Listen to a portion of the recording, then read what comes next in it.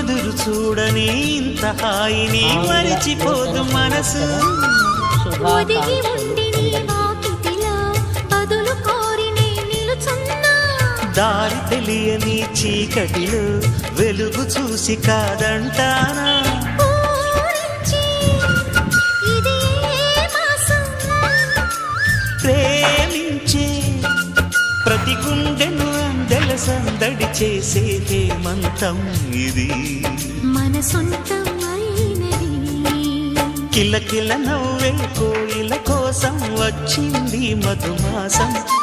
మిలమి